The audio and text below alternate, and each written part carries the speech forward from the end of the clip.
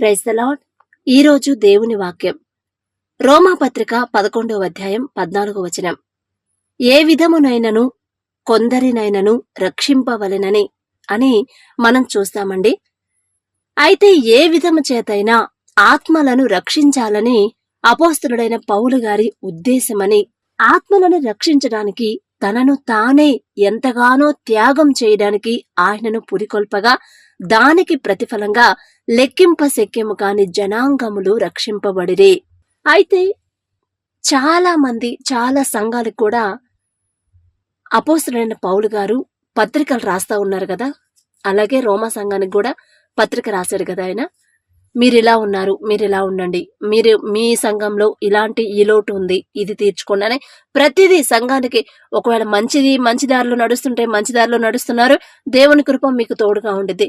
లేదు, ఒకవేళ దారి తప్పిపోతే మీరు ఇట్లా దారి తప్పిపోతున్నారు, మీరు ఇట్లా నడుచుకోండి అని ప్రతి ఒక్క సంఘాన్ని ఆయన హెచ్చరిస్తా, గద్దిస్తా, ఎంకరేజ్ చేస్తా, చక్కగా నడిపిస్తా ఉన్నారు కదా. అంటే ఒక్క ఆత్మ రక్షించిన ఇక మనకు అది చాలు ఈ జీవితానికి అని ఆయన త్యాగం చేయడానికి కూడా సిద్ధపడ్డాడు కదా.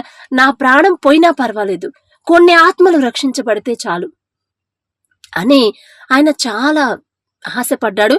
ఆ ప్రకారంగానే ఆయన ప్రాణం పోయినా కూడా ఎన్నో ఆత్మలు రక్షించగలిగాడు కదండి. అయితే తర్వాత ఇదంతా మనకి ఎప్పుడు జరిగిందంటే 2000 సంవత్సరాల క్రితం జరిగింది. అదంతా బైబిల్ రాసిందంతా అప్పుడే కదా.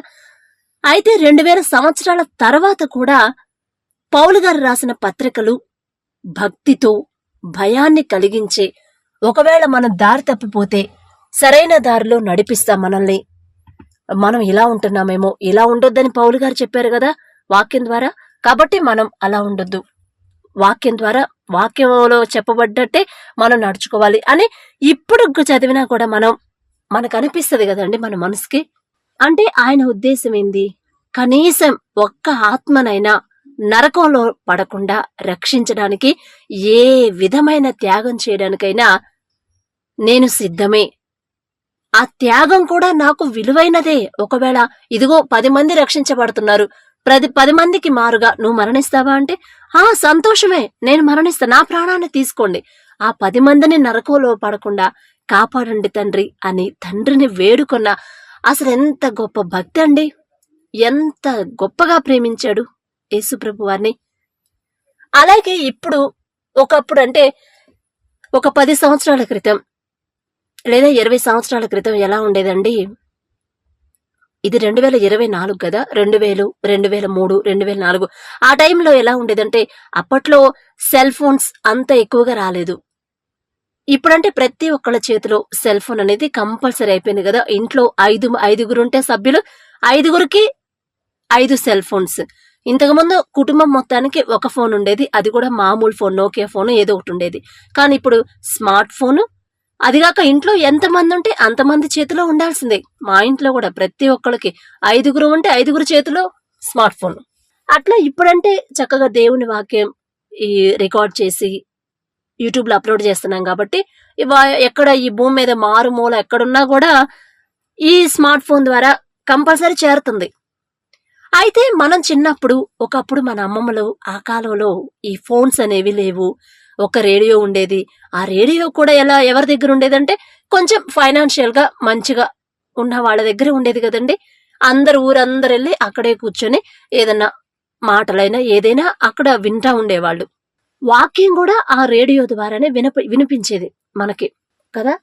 అయితే ఇప్పుడు ఆ పరిస్థితి లేదు. అలాగే రేడియో కాకుండా కరపత్రాలు అనేవి, పాంప్లెట్స్ ఉంటాయి కదండి, ఆ పాంప్లెట్స్ అనేవి పంచుతా ఉండేవాళ్ళు. ఎక్కువ శాతం క్రిస్టియన్స్ ఏరియాస్ లో చూస్తే సమ్మర్ లో మరీ ఎక్కువ పాంప్లెట్స్ మీటింగ్స్, కంపల్సరీ మీటింగ్స్ జరుగుతాయి ఆ ఏరియాలో. క్రిస్టియన్స్ ఉన్న ఏరియాస్ లో మీటింగ్స్ జరుగుతాయి. మీటింగ్స్ జరిగే ముందు ఈ పాంప్లెట్స్ అనేవి పంచడం అనేది మస్ట్ అండ్ షుడ్. ఎందుకంటే పలానా చోట పలానా దైవజనుడు, పలానా ఆయన పాస్టర్ గారు వస్తున్నారు, ఆయన వాక్యం వినాలనుకుంటే ఇదిగో పలానా ప్లేస్ కి రండి, అడ్రస్ ఇది, అక్కడ ఏమేం ఆ సభలో ప్రసంగిస్తారు, ఎలాంటి ప్రార్థనలు చేస్తారు, అవన్నీ కూడా ఆ పాంప్లెట్ లో పొందుపరిచేవాళ్ళు కదా, రాసేవాళ్ళు. ప్రింట్ చేపించి ఎవరు కనిపిస్తే వాళ్ళకి రోడ్డు మీద ఇంటింటికి వెళ్ళి ఇవ్వడము. కొంతమంది ఆడవాళ్ళని కూడా మనం చూస్తాం కదా, ఒక గ్రూప్ గా, అంటే ఒక సంఘంలో కొంతమంది సభ్యులాగా ఏర్పడి ఒక్కొక్క ఊరికెళ్ళి ఆ ఊళ్ళో ఇంటింటికి వెళ్ళిపోయి బయట కనపడితే బయట, లేదా ఇలా ఇంటికి వెళ్తే ఈ డోర్ కొట్టేసి అట్లా ఇస్తా ఉండేవాళ్ళు. ఒకప్పుడు మీరు చూసే ఉంటారు కదా, నేనైతే చూసానండి. ఇప్పుడంటే పాంప్లెట్స్ తక్కువగానే, అప్పుడైతే ఎక్కువ పాంప్లెట్సే కదా. అయితే ఇలానే ఒకసారి ఒక అతను ఇలాగే దేవుని సేవ చేయాలని వాళ్ళ వాళ్ళ ఊళ్ళో మీటింగ్స్ పెట్టుకున్నారంట. పెట్టుకున్నప్పుడు ఆ మీటింగ్స్ సంబంధించి పాంప్లెట్స్ రెడీ చేశారు. రెడీ చేసిన తర్వాత అవన్నీ పంచాలి కదా. రోడ్డు మీద కనిపిస్తే రోడ్డు మీదకి ఇస్తారు, ఎక్కడ కనిపిస్తే అక్కడ ఇచ్చేస్తారు. అయ్యా ఇదిగో ఈ పాంప్లెట్ తీసుకోండి, ఇక్కడ పలానా చోట మీటింగ్స్, మరి పలానా దైవజనుడు ఈ వాక్యం చెప్తారండి, కొంచెం మీకు వీలైతే రండి అని. అది అలవాటు, అదొక దేవుని కృప. అది ఆయన వార్త ప్రతి ఒక్కరికి చేరవేయడమే కదా మన పని. అదే కదా ఆయన చెప్పేది, ప్రతి చోట సువార్త ప్రకటింపబడాలనే కదా. అయితే ఆ పాంప్లెట్స్ తీసుకొని ఒక అతను ఒక ఇంటికి వెళ్ళి తలుపు కొట్టాడంట. తలుపు కొడతానే ఉన్నాడు, డోర్ తీయట్లా. అయినా సరే డోర్ తీయలేదు కదా, వెళ్ళిపోలేదు, డోర్ కొడతానే ఉన్నాడు. కొంతసేపు అయిన తర్వాత ఒక అతను బయటకు వచ్చాడు. బయటకు వచ్చి ఏంటి అని చాలా కోపంగా అడిగాడంట ఆ ఇంటి యజమాని.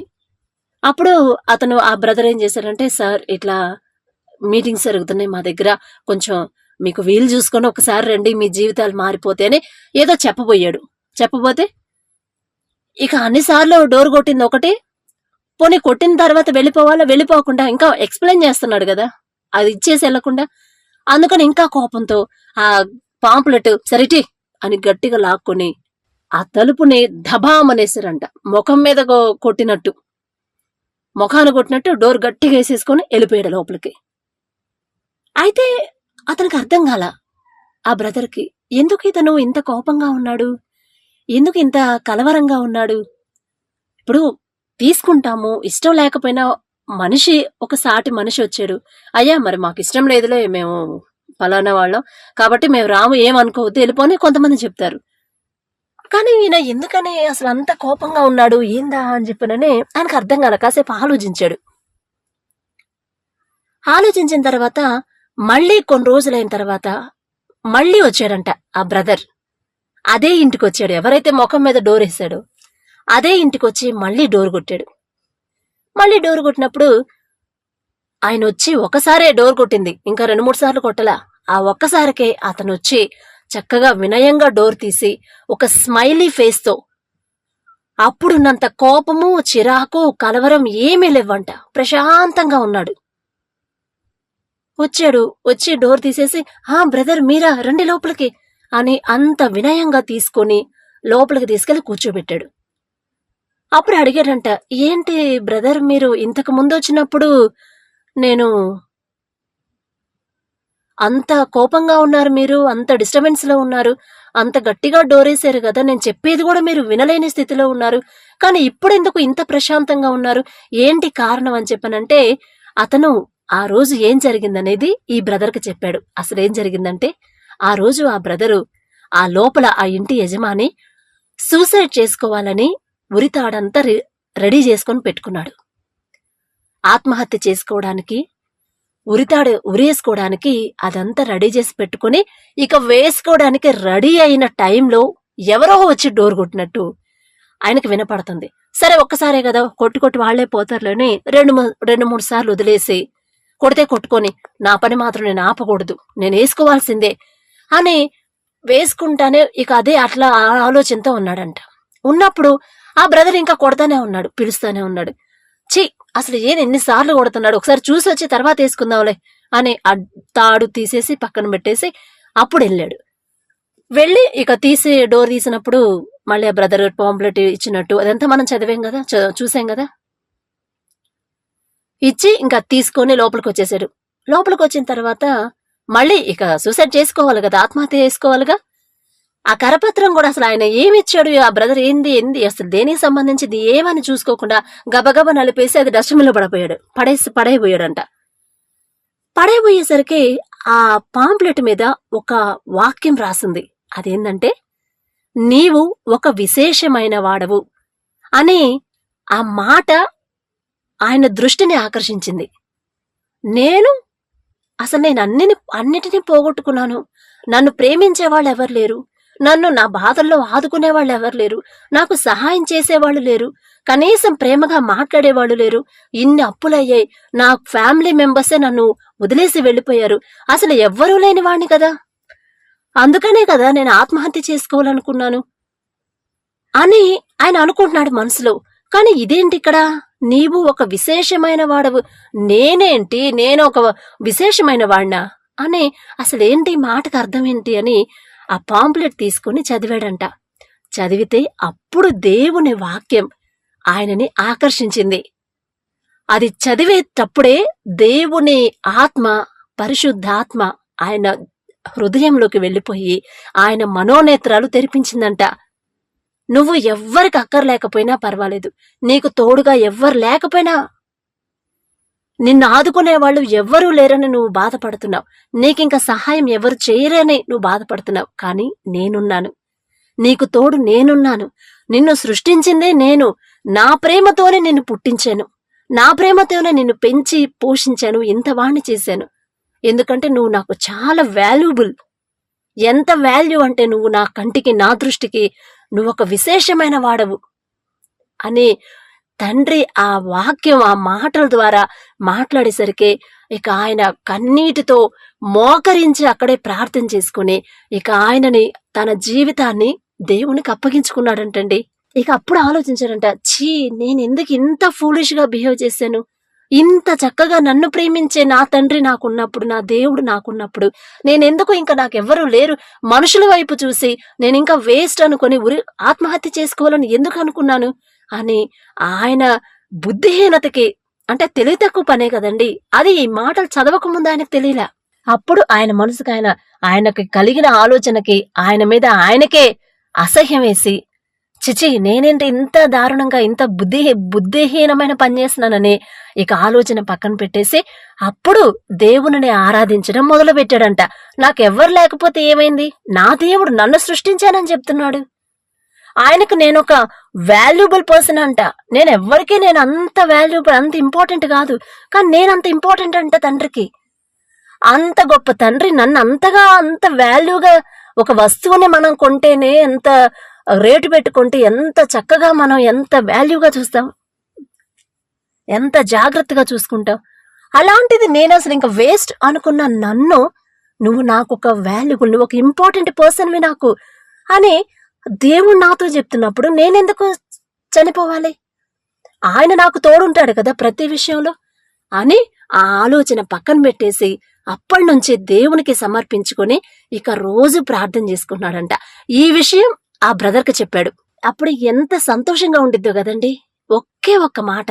అందుకనే ఒకవేళ ఈ మాటలు వింటున్న మీరు అలాంటి ఆలోచనతో ఎవరైనా ఉంటే, ఇక నన్నెవరూ లేరు, నాకెవరూ లేరు, నన్ను పట్టించుకునే వాళ్ళు లేరు, నాకు ఇన్ని ఆర్థిక సమస్యలున్నాయి, అవన్నీ తీసివేసేవాళ్ళు ఎవరు లేరు, నేనింకా వేస్ట్, నేను ఏ పని చేసినా అది సక్సెస్ అవ్వట్లా, ఎన్ని జాబ్స్కి వెళ్ళినా నేను సెలెక్ట్ అవ్వట్లేదు, ఇంకా నేను వేస్ట్, నేను బ్రతికుంటే నేనేం చేయాలి, నేను ప్రేమించిన అమ్మాయి కూడా నన్ను వదిలేసి వెళ్ళిపోయింది, నేను ప్రేమించిన నా కుటుంబం కూడా నన్ను వెలివేసింది నేను చేసిన బుద్ధి తక్కువ పనికి, ఇంకా నేను ఎవరి కోసం బ్రతకాలి, నాకు ఎటువంటి సహాయం నాకు రావట్లేదు, ఇంక ఎవరికోసం నేను బ్రతకాలి అని ఒకవేళ మీరు ఆలోచిస్తుంటే ఈ మాటలు మీకోసమే.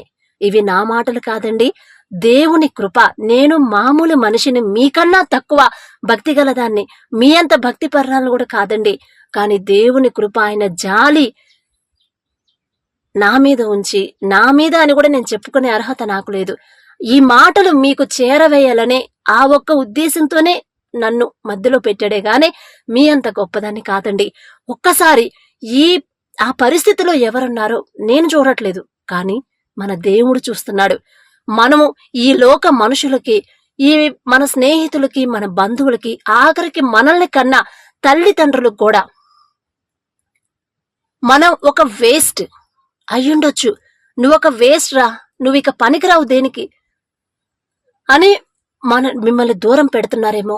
ఒకవేళ మీకు ఆలోచన వస్తుందేమో, ఇంక నువ్వెవరికి పనికిరావు, ఇక నువ్వు వద్దు, చనిపో, ఇంకా నీ కోసం ఎవరున్నారు, నీకంటూ ఎవరున్నారు, నిన్ను ప్రేమించే వాళ్ళు ఎవరు లేరు, నువ్వు ప్రేమించే అమ్మాయి కూడా నిన్ను వదిలేసి వెళ్ళింది, ఇంకా నువ్వు ఏ ముఖం పెట్టుకొని ఈ లోకంలో బ్రతుకుతావు అని అపవాది మన మైండ్ ని డిస్టర్బ్ చేస్తా ఉండిద్దండి. కానీ ఆ మాటలు అలాంటి ఆలోచనలు రానివ్వద్దు. ఎందుకంటే మనల్ని సృష్టించిన మన తండ్రికి మనం ఒక వాల్యుబుల్, ఒక ఇంపార్టెంట్ పర్సన్. మనం ఎవ్వరికి అంత ఇంపార్టెంట్ కాదు మనం, కానీ మన తండ్రికి ఈ సర్వ సృష్టిని, ఆకాశాన్ని, భూమిని, అందులో ఉన్న సమస్తాన్ని సృష్టించిన మన తండ్రికి మనం ఒక ఇంపార్టెంట్ పర్సన్. మనల్ని ఆయన లవ్ చేసినంతగా ఈ భూమి మీద ఎవ్వరూ లవ్ చేయలేరు. అది ఆడవాళ్ళైనా మగవాళ్ళైనా దేవుడు ప్రేమించినంతగా అంత మనస్ఫూర్తిగా ఎవ్వరు ప్రేమించలేరు. ఏ ప్రేమ కూడా స్వచ్ఛమైన ప్రేమ కాదు. ఈ మాటలు వింటున్న మీలో ఎవరైనా అలాంటి తలంపులతో, అలాంటి ఆలోచనలతో ఉంటే ఆ ఆలోచనని తీసేసుకోండి. మనం ఒక వాల్యుబుల్, ఒక ఇంపార్టెంట్ పర్సన్ మన తండ్రికి. మన తండ్రి మామూలు మనిషి కాదండి. ఆయన ఒక సగం లక్షాధికారో కోటీశ్వరుడు కాదు. ఈ భూమిని, ఆకాశాన్ని సృష్టించి దానిని ఏకరీతిగా పరిపాలిస్తున్న మహారాజు. రాజులకు రాజు, రారాజు, మహారాజు. ఆయనకి ఎన్ని పేర్లు పెట్టినా తక్కువేనండి. అంత గొప్ప మహిమ గల రాజుకి మనం ఒక ఇంపార్టెంట్ పర్సన్, ఒక విశేషమైన వ్యక్తులం మనం. కాబట్టి ఎవ్వరూ లేరు నాకు అని బాధపడొద్దు. ఇంక నేను ఎందుకు పనికిరాను అని బాధపడొద్దు. ఈ మాటలు మీకోసమే. ఎందుకు ఇదే సిచ్యుయేషన్ మా అత్తమ్మ విషయంలో, మా మేనత్త విషయంలో కూడా ఇదే జరిగింది. మా నాన్న వాళ్ళ అక్క, ఆమె ఎవరికో డబ్బులిచ్చింది. అసలు వడ్డీకి ఇవ్వకూడదు, వడ్డీకి ఇచ్చింది. తక్కువే కదమ్మా వడ్డీ అనేది. నేను ఒప్పుకోను. అది తక్కువైనా ఎక్కువైనా వడ్డీకి మాత్రం ఇవ్వద్దు అత్తమ్మా అని నేనైతే నిర్మోహమాటంగా చెప్పేదాన్ని. కానీ నాకు చెప్పదు, ఎందుకంటే నేను వద్దండి అడ్డం పడతానని. చెప్పకుండా ఇచ్చేసింది. 3 సంవత్సరాలైంది. ఆయన వడ్డీ ఇవ్వట్లేదు, అసలు ఇవ్వట్లేదు. తినటానికి లేదు, ఆదుకునేవాళ్ళు లేరు, భర్త లేడు, భార్య లేడు. ఆమె వయసు 70 సంవత్సరాలు. పని చేసుకునే ఓపిక లేదు. ఇంకేం చేసిద్ది? ఎవరి మీద ఆధారపడిద్ది? అమ్మా నాన్నని అడిగింది. వాళ్ళు ఇప్పటికే ఒక 50,000 దాకా అత్తమ్మకు పెట్టున్నారు, పంపించున్నారు ఉన్నదంతలోనే. నా దగ్గర ఉన్నప్పుడు, నేను జాబ్ చేసేటప్పుడు ఎంతో కొంత విధవరాలు, ఒక్కతే మేనత్త, ఆమె ఏడుస్తా ఉంటే మనకి బాధే కదండి. రక్త సంబంధం, బిడ్డలు లేరు, మనమే కదా బిడ్డలని ఎంతో కొంత దేవుని కృపను బట్టి పంపించాను. అత్తమ్మా, నువ్వు దేవునికి ఇష్టం లేని పని చేసావు, అందుకే ఈ శిక్ష వచ్చింది. నువ్వు దేవుని క్షమాపణ అడుగని చెప్తా ఉంటాను. అమ్మ నేను అడుగుతున్నానమ్మా, రోజు అడుగుతున్నా, నాదే బుద్ధి తక్కువ, నేనే ఇంత ప్రార్థన చేస్తా కూడా వడ్డీకి ఇచ్చా, నాదే బుద్ధి తక్కువ అని చెప్తా ఉండిద్ది. అయితే ఒకరోజు ఆయన ఇస్తానన్నాడంట. ఇస్తానంటే వెళ్ళిపోయి పొద్దున్నే తెల్లవారుజామున లేచి వెళ్ళిపోయి కూర్చొని సాయంత్రం దాకా అక్కడే కూర్చుంది. బ్రేక్ఫాస్ట్ చేయలేదు, లంచ్ చేయలేదు, ఏమీ తినలా. ఆమె షుగర్ మనిషి. ఇదిగో వస్తున్నా, అదిగో వస్తున్నా, ఇదిగో పెద్దమ్మాయి, ఇదిగో వస్తున్నా, ఇదిగో 1 గంటలో వస్తా, అరగంటలో వస్తా అని సాయంత్రం నైట్ అయిందాకా మనిషి ఇంటికి రాలా. ఇక వచ్చేసింది ఇంటికి. నీరసం వచ్చేసి, షుగర్ పెరిగిపోయి, ఇక బలహీనం అయిపోయి ఇంటికి వచ్చేసింది. పోలీస్ స్టేషన్కి వెళ్ళిందంట కేసు పెడదామని. వాళ్ళు కేసు తీసుకోమన్నారు. అమ్మా, ఇలాంటి కేసులు మేము తీసుకోకూడదు, అవి ఎవరినైనా పెద్ద మనుషులు తీసుకొని వాళ్ళ ద్వారా నువ్వు పని జరిగించుకోవాలి కానీ వాళ్ళు చెప్పేశారు. అప్పుడు వర్షం అంట, ఫుల్ వర్షంలో అంతే వచ్చేసింది ఇంటికి. ఇక ఇంటికి వచ్చిన తర్వాత అప్పుడు ఆలోచించుకుంటుంది, ఇంక నాకెవరున్నారు, ఇంక నేను ఎవరి కోసం బ్రతకాలి? నా కడుపును పుట్టిన బిడ్డలు లేరు, నా భర్త లేడు, నాకంటూ ఎవరున్నారు? పోనీ ఏదన్నా సహాయానికి నా తమ్ముడిని అడుగుదామంటే వాళ్ళకి ఆరోగ్యం బాగాని పరిస్థితి, అయినా కూడా నాకు చాలా సహాయం పంపించారు. ఇక ఏ ముఖం పెట్టుకుని వాళ్ళని అడుగుతాను? ఇటు నన్ను అడగడానిక నా దగ్గర అత్తమ్మ నేను ఇప్పుడు జాబ్ ఏం చేయట్లేదు అత్తమ్మ, ఉన్నంత వరకు నేను పంపించానని నేను చెప్పున్నాను అని ఆలోచించుకుంటుందంట. మనిషి ఒక్కతే టిఫిన్ చేయకుండా తెల్లారిన తర్వాత లేచి బ్రష్ చేసుకుని కూర్చొని ఆలోచించుకుంటుందంట. ఇక నేను ఎవరి కోసం బ్రతకాలి, నేను ఎందుకోసం బ్రతకాలి, నాకంటూ సహాయం ఎవరు? నాకు తండ్రి దేవుడు కూడా నాకు సహాయం చేయట్లా. 3 సంవత్సరాల నుంచి నేను ఇంత ఇబ్బంది పడుతుంటే దేవుడు చూస్తానే ఉన్నాడు, అయినా కూడా నా దగ్గర డబ్బులు తీసుకున్న అతను మనసు మార్చట్లేదు అని చాలా బాధపడి నిరాశలో ఉండిపోయింది. కరెక్ట్గా అదే టైంకి నేను ఫోన్ చేశానంట. నాకు తెలియదు, చాలా రోజులైంది అత్తమ్మ ఏం చేస్తుందో చూద్దామని ఒకసారి చేశా. అట్లా చేస్తే ఇక ఒకటే ఏడుస్తుంది. ఏందత్తమ్మా, ఏమైంది, ఎందుకు అట్లా ఏడుస్తున్నావంటే, ఇక అప్పుడు ఇదంతా చెప్పుకొచ్చింది. ఇట్లా చేశానమ్మా, అక్కడికి వెళ్ళాను, వాళ్ళని కలిశాను, ఇక్కడికి వెళ్ళాను, వీళ్ళని కలిశాను, ఎక్కడా పని కాలేదమ్మా, ఇంకా ఎవరున్నారు నాకు, నా కోసం నేనంటూ ఎవరి కోసం బ్రతకాలమ్మా, అసలు నేను లేకపోతేనే బాగుండు కదా అని అలా మాట్లాడింది. ఇక నాకు బాధేసింది. మేనత్త కదండి, రక్త సంబంధం ఎంత కాదన్నా. అత్తమ్మా, ఎవ్వరు వదిలేసినా, ఎవ్వరు విడిచిపెట్టినా, ఎవ్వరు సహాయం చేయకపోయినా మనల్ని పుట్టించిన మన తండ్రి మనకున్నాడు. నువ్వు విధవరాలు అని నువ్వు బాధపడొద్దు, బిడ్డలేందాను అని బాధపడొద్దు. ఏదో ఒక సహాయం ఎవరొకరి ద్వారా నీకు ఇప్పుడు దాకా చేసిన తండ్రికి ఇక ముందు చేయలేడా? నువ్వెందుకు అలా బాధపడుతున్నావు? అలా బాధపడొద్దు అత్తమ్మ, దేవుని పాదాలే పట్టుకో. ఇదంతా మనకి ఒక సాక్ష్యమే అనుకో, మన తప్పు మనం తెలుసుకోవడానికి పశ్చాత్తాపపడే అవకాశం అనుకో అని తండ్రి మరి ఎందుకనో ఆ టైంలో నాకు ఫోన్ చేయాలనే ఆలోచన కూడా లేదు, ఎందుకనో చేయాలనిపించింది. కరెక్ట్ గా ఆ టైంలోనే చేశాను. ఇక ఆలోచన అంతా తీసేసింది. ఎంత రిఫ్రెష్ అయిపోయిందంట. అసలు అమ్మ నాకు తర్వాత చెప్పింది, సాయంత్రం మళ్ళీ చేసింది. సరేనమ్మా నేను మళ్ళీ చేస్తానని, దుఃఖంలో ఉంది కదా మళ్ళీ చేస్తానని పెట్టేసి సాయంత్రం 3 గంటలప్పుడు చేసింది.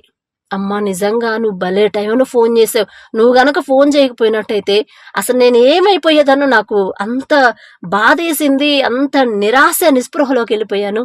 ఇంకా నేను ఎవరి కోసం బ్రతకాలి అనే ఆలోచనతో నన్ను అపవాది అంత శోధించాడు. ఒక్కదాన్నే ఉంటాను కదా ఇంట్లో. కరెక్ట్ గా అదే టైంలో నువ్వు ఫోన్ చేసి నాకు ధైర్యం చెప్పావు. బహుశా దేవుని కృపే అనుకుంటమ్మా, దేవుడు నీ రూపంలో నాకు ఫోన్ చేపించు ధైర్యం చెప్పాడమ్మా అని చెప్పింది. ఎంత సంతోషం వేసిందంటే అది నా గొప్పతనం కాదండి, మన తండ్రి గొప్పతనం. అలాంటి ఆలోచనతో, అలాంటి సఫరింగ్స్ తో అపవాది మనల్ని హింసిస్తాడు. కానీ నేనున్నానమ్మా, నేనున్నాను నీకు. ఎవ్వరు లేకపోయినా పర్వాలేదు, నిన్ను సృష్టించిన నిన్ను చేసిన నేనున్నాను. నేను ఉన్నవాడను, అనువాడను, నిన్న నేడు నిరంతరం ఎప్పుడు ఉంటాను. నీకు తోడుగా నేనుంటాను. ఎవ్వరు లేరు, నువ్వు భయపడొద్దు, బాధపడొద్దు. నీకు కావలసిన సహాయం నేను పంపిస్తాను.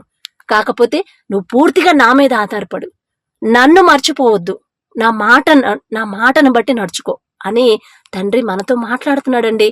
ఆ రోజు అత్తమ్మని అంతే, చావు నుండి బయటేసినట్టే కదా. ఇక అలాంటి తలంపులు వచ్చిందంటే ఖచ్చితంగా ఏదో ఒకటి చేసుకోవాలి. కానీ తండ్రి ఉన్నాడు కదండి, అస్సలు చూస్తానే ఉంటాడు. ఎంత సహనంగా ఉంటారో చూద్దామని. కానీ విడిచిపెట్టాడు కదా, మనకెన్ని శ్రమలు వచ్చినా. కాబట్టి ఈ మాటలు ఎవరైనా ఇలాంటి ఆలోచనలతో ఉంటే దయచేసి కొంచెం జాగ్రత్తగా విని మీ ఫ్రెండ్స్ కూడా చెప్పండి. ఇవి వీడియో షేర్ చేయాల్సిన అవసరం లేదండి. మీరు డైరెక్ట్ గా ఫోన్ చేసి ఇలా ఒక చోట ఇలా జరిగిందంట, అలా జరిగిందంట అని చెప్తే వాళ్ళకి గట్టి నమ్మకం కలిగిద్ది. కాబట్టి ఇలాంటి ఆలోచన, మంచి ఆలోచన తండ్రి మీకు ఇవ్వాలని, మీ శ్రమలన్నిటిలో తప్పించే దేవుడు మీకు తోడుగా ఉండాలని మనస్ఫూర్తిగా కోరుకుంటున్నాను. Praise the Lord. ఒక చిన్న ప్రార్థన చేసుకుందాము. దయచేసి కళ్ళు మూసుకోండి. కృపగల దేవా మీకు స్తోత్రం, రాజాది రాజా మీకు స్తోత్రం, దేవాది దేవా మీకు స్తోత్రం నా తండ్రి. మరి ఈ మాటల ద్వారా ప్రభువా మీరు మాతో మాట్లాడినందుకు మీకే స్తుతి స్తోత్రం ప్రభువా. మరి ఎవరెవరు ఈ పరిస్థితిలో ఉన్నారు నాకైతే తెలియదు తండ్రి, కానీ మీకు తెలుసు ప్రభువా. సమస్తము ఎరిగి ఉన్న దేవా, ప్రతి ఒక్కరిని మీరు చూస్తున్న దేవా మీకే స్తోత్రం నా తండ్రి. మరి ఎవరు అలాంటి పరిస్థితుల్లో ఉన్నారు, ఎవరు నిస్సహాయ స్థితిలో, ఎవరు ఒంటరి వాళ్ళై ఉన్నారో ప్రభువా నాకైతే తెలీదు, కానీ మీ దృష్టి ఉంది నా ప్రభువా. ఈ మాటలు ప్రభువా మీరు వారితో మాట్లాడుతున్నందుకు మీకే స్తోత్రం నా తండ్రి. వారి మనసును మార్చిన ప్రభువా మీరున్నారు అనే ధైర్యాన్ని వారికి ఇవ్వమని అడుగుచున్నాను నా తండ్రి. ఒక్క ఆత్మ నరకానికి పోకుండా రక్షించిన అది మాకే మేలు కదా తండ్రి.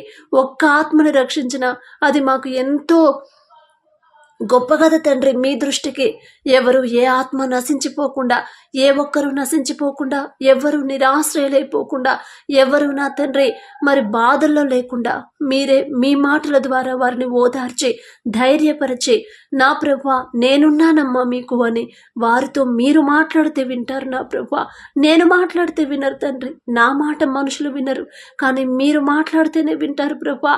ఒక్క మాట వారితో మాట్లాడి వారికి ఉన్న అవసరతలు తీసివేసి నిరాశ నిస్పృహల్లో నుంచి వారిని బయటకు తీసుకొచ్చిన తండ్రి మీ ధైర్యాన్ని వారికి ఇవ్వమని యేసు నామములో అడుగుచున్నాను తండ్రి. ఆమేన్.